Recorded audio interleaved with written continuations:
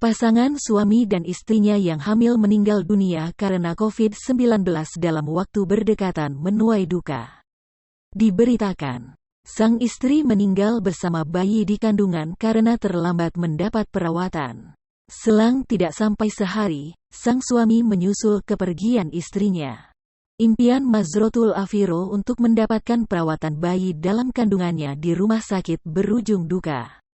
Warga Desa Gredek, Kecamatan Duduk Sampeyan, Gresik, ini meninggal beberapa jam setelah bayi yang dikandung gugur. Banyak rumah sakit menolaknya karena ruangan penuh pasien, sekalipun dapat penanganan sangat terlambat.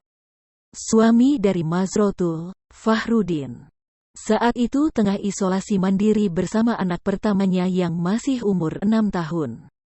Sayangnya, Fahrudin ikut menghembuskan napas terakhirnya menyusul sang istri yang meninggal dalam kondisi hamil 7 bulan.